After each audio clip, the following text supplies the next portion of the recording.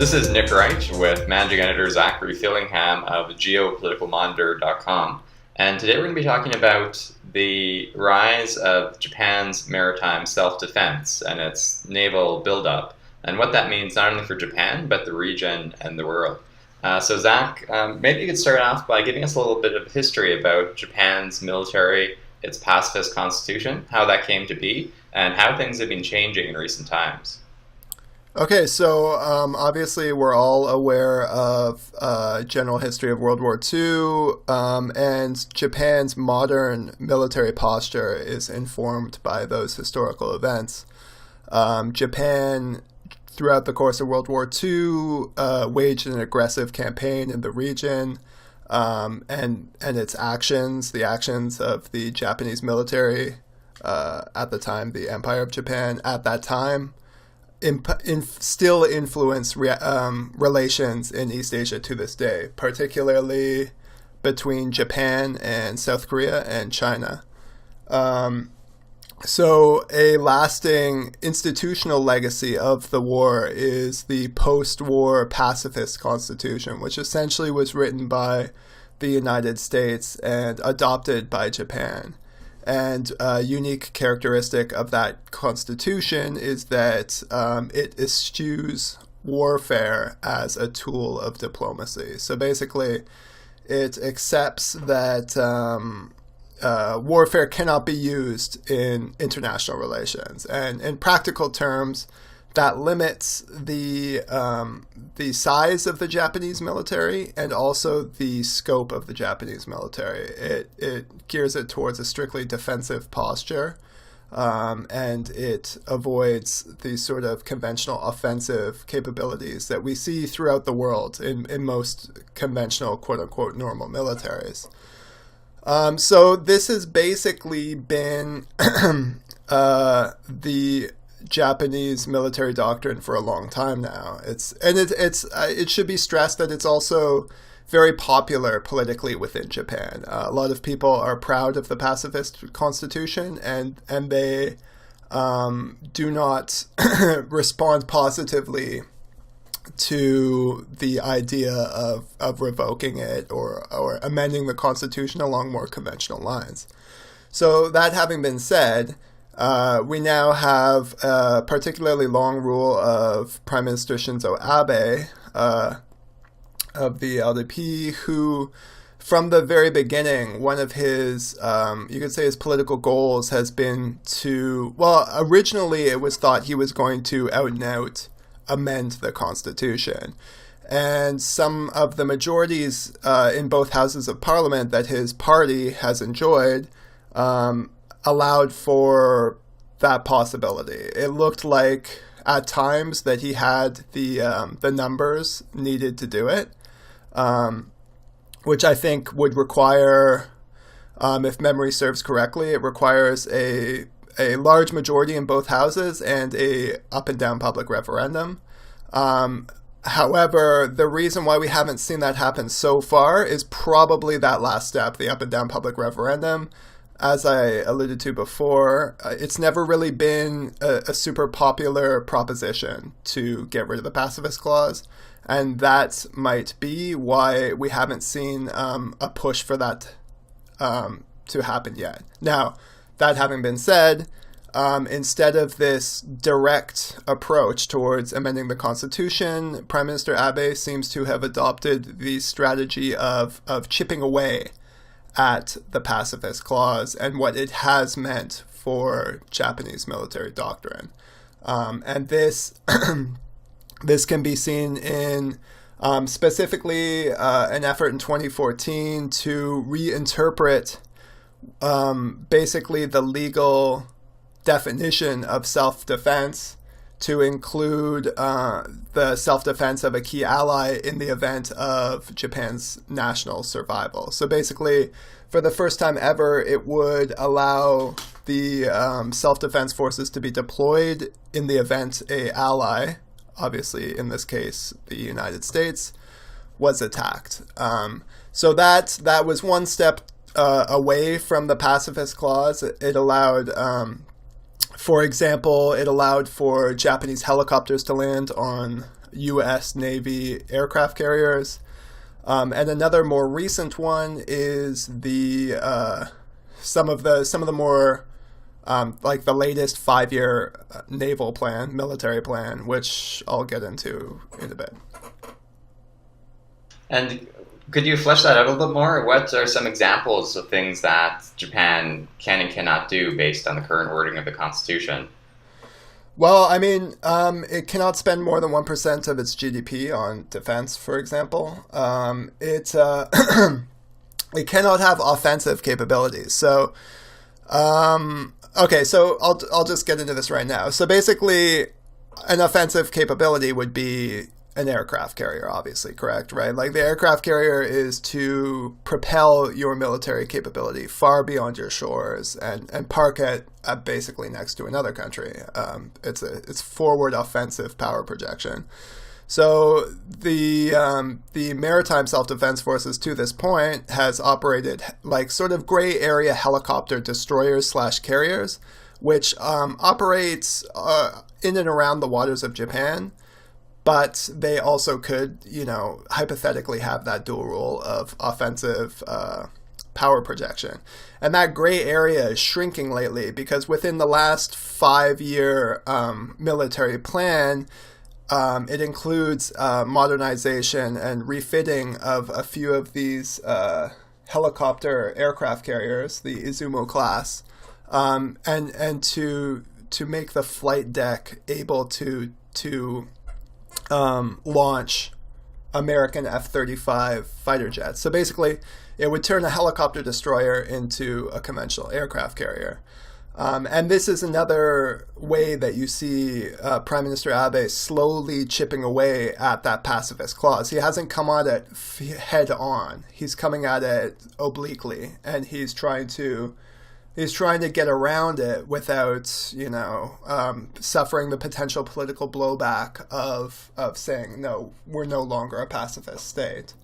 Another example would be obviously offensive missiles.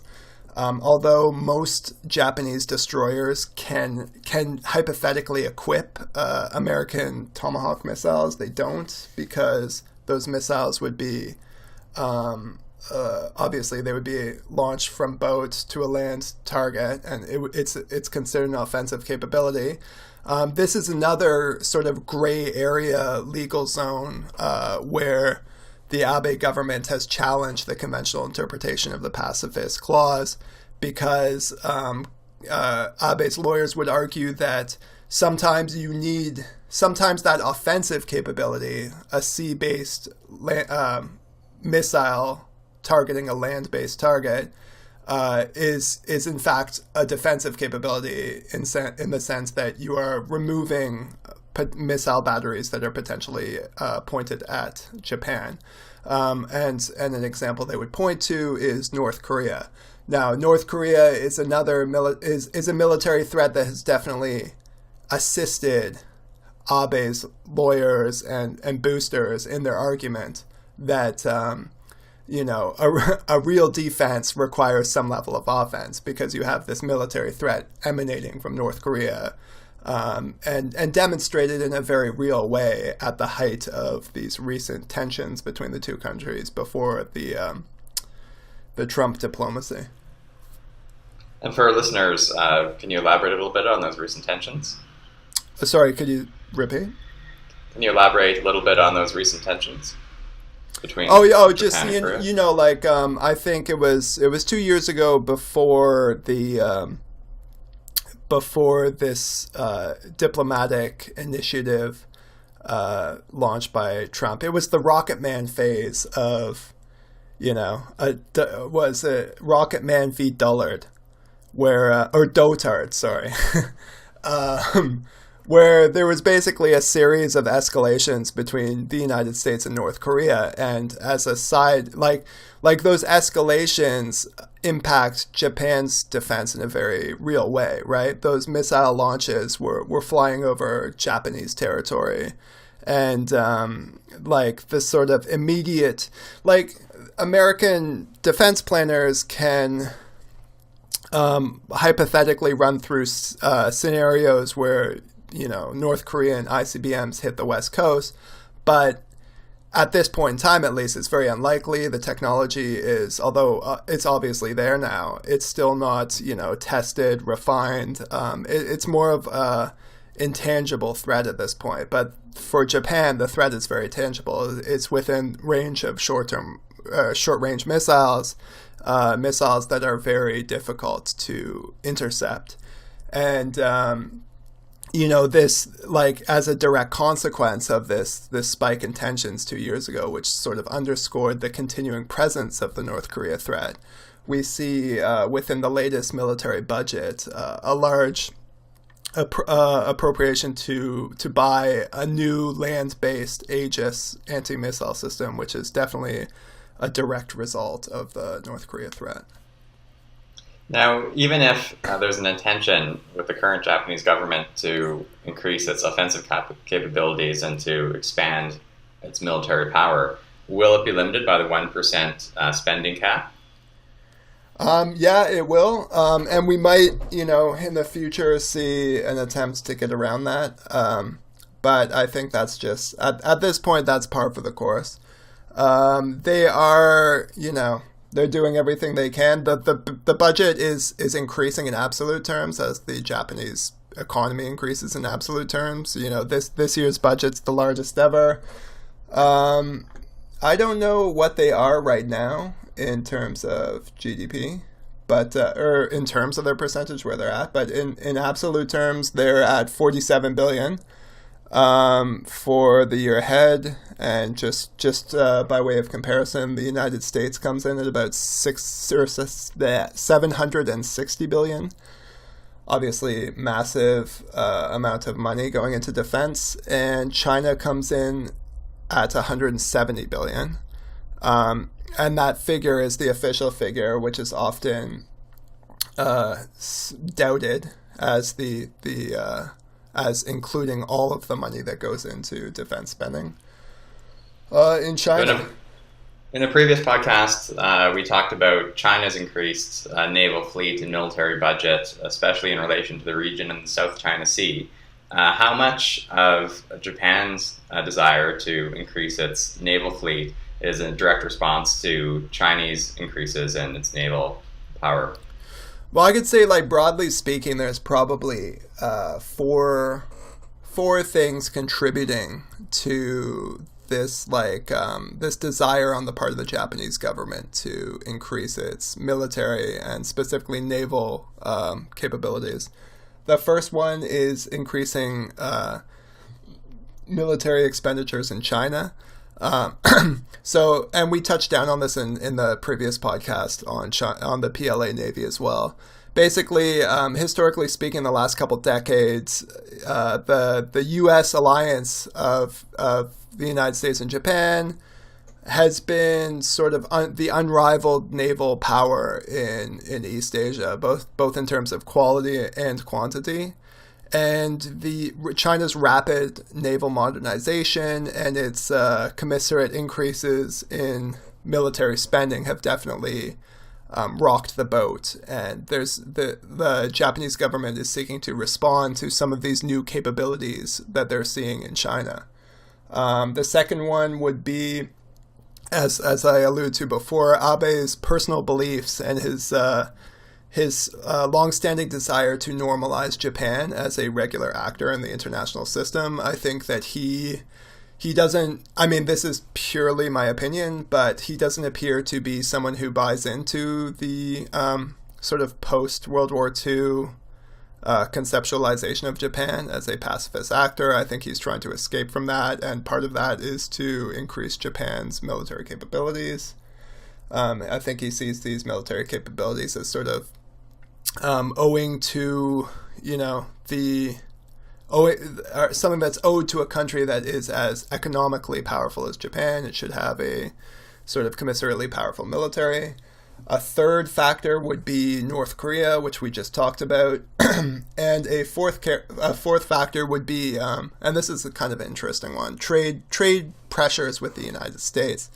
At this current point in time, obviously we know from what we're seeing in the Trump administration, the United States is heaping trade pressures on many of its allies. And the Japanese economy, obviously very dependent on the United States as an export market. We saw Japan almost agree to the TPP with the United States, but the TPP, the Trans-Pacific Partnership, but the TPP was torn up as one of President Trump's first acts in office. So Tokyo has been incredibly sensitive towards the possibility of Japan being targeted in a trade war, and one of the ways to mitigate this threat is to just basically up purchases of U.S. military equipment. So this serves two goals. Basically, it increases the capabilities, which is in line with Abe's personal beliefs in terms of the Japanese military, and it also decreases the trade imbalance between Japan and the United States, which, as we know, is a metric that President Trump closely watches when he designs his global trade strategy. Interesting. And can you talk a little bit about the constitution of the Japanese fleet and whether or not that's anticipated to change, and if so, how? Okay, so basically, yeah. So actually, you were talking about the budgetary. One of the ways, I guess, that the budget is that 1% cap is cooked is that, I mean, Japan's obviously an island, right? Island nation, several islands, the main island, and then Hokkaido, Kyushu, and Okinawa. So most of its defense is sea-based. And so part of this is the Coast Guard, which actually, and you know, this episode, as always, it's in reference to an article that's been posted on Geopoliticalmonitor.com. And in the article, you'll find a more specific and exhaustive breakdown of the fleet itself. But in general, the name of that article for our listeners is Backgrounder: Japan's Maritime Self Defense Force Naval Buildup on Geopoliticalmonitor.com. And so basically, to achieve this capacity to protect Japan's sort of sweeping archipelago, it relies heavily on the Coast Guard. So Japan's Coast Guard is in relative terms a lot bigger than most countries' Coast Guard, and in a qualitative sense, like sometimes it's hard to differentiate between the Coast Guard capacity and the Maritime Self Defense Force, which is the Navy capacity. Japan's Coast Guard has 131 patrol vessels and 14 large helicopter-capable vessels, and then another 48 large patrol vessels. And then when you include all of the smaller auxiliary ships together with these, it comes to about 455 ships, which is not insubstantial. Like that's before we even start discussing the MSDF, which itself is heavily concentrated in destroyers. It has about 54, and most of these are relatively advanced. They have Aegis systems, anti-ballistic missiles, and Japan's anti-submarine technology is pretty well regarded. As we discussed in the previous podcast, there was an incident around the Senkaku Islands where one of China's newest subs was detected and forced to surface by the MSDF. So it has 22 subs. All of them are diesel propelled, and it's going through the process of updating the older models with the newest Soryu class. And it operates 4 helicopter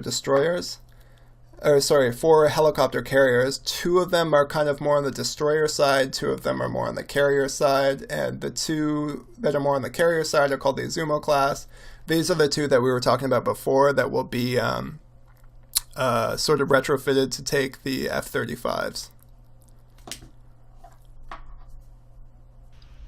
And more broadly speaking, the transition away from a strictly defensive capacity, although without amending the Constitution, and the technological advancement and possible expansion of Japan's military capacity and also its naval fleet, what impact is that likely to have on the region and internationally, if there are international impacts beyond the relationship with the United States and their potential for trade disputes?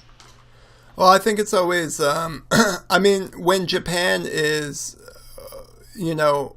that consideration about the trade war that I was talking about before, my presumption would be that they view it as a short-term consideration. They're probably hoping that this sort of threat will not outlive the Trump administration, that they won't be having to buy U.S. equipment every couple of years just to avoid unilateral declaration of trade war from the United States. But so that they presumably hope is temporary. And then in a wider sense, you might consider, again, there's obviously an element of personal belief in Abe, but there's also an element in the fact that, this is sort of conventional balancing behavior toward the rise of China. China, for example, increased its defense budget by 7.5% for this coming year, and although its official numbers put its GDP or its military spending to GDP at about 1.3%, SIPRI estimates it at around 2%. As I said before, there's always a bit of a gap between the official and unofficial military spending numbers in China. So when we're talking about this stuff, we got to talk about sort of conventional realpolitik threat perceptions. Obviously, Japan, in a broad sense, sees a modernizing, rising China and views it as a potential military threat. It also needs to improve its own capabilities and increase its own spending to appease the Washington, especially under Trump, which has sort of increased the importance of allies, quote unquote, spending their fair share. But as far as the actual threat of other countries, obviously, because when you have a conventional arms race, it's always a sort of closed feedback loop of feeling threatened, increasing capabilities, and then causing other countries to feel threatened, which, obviously increases. But I don't know. Obviously, China does not want to see increased qualitative and quantitative advances from the Japanese military because it ties it into a potential conflict with the United States. And we talked about a few hypothetical scenarios in the previous podcast. But as far as Japan modernizing, and I think that is the actual calculation here. But in terms of Japan modernizing, expanding its military capacity, and becoming an offensive force as it did in World War II, something like that, I don't think that's a credible threat. I don't think that other East Asian and Southeast Asian governments take that as a credible threat. However, there is definitely an important historical legacy that plays politically in all of these countries. There's a widespread perception that Japan is not hasn't displayed sufficient contrition for its role in World War II, and there's periodic scandals about Japanese textbooks and how it teaches the legacy of World War II in Japan. Whether or not it has apologized for comfort women, which is obviously a huge thorn in the side of Japanese and South Korean relations. So basically, this stuff is politically important for the region. The expansion of Japanese military power is politically important, and it becomes an issue in all of these countries. And it might in doing so have a negative impact on relations with Japan. But in terms of hard power calculations of feeling threatened by a new Japanese invasion or anything like that, or Japanese coercion, using its military capacity for coercive gain. I don't think that's seriously considered. Very interesting. Well, thank you so much, Zac, for discussing Japan and its increase in its naval force and military plans and expansion. To our listeners, you can check out the article that our discussion is based on. Again, that's Backgrounder of Japan's Maritime Self Defense Force Naval Buildup, and you can find that on Geopoliticalmonitor.com. So thank you all for listening, and looking forward to next time.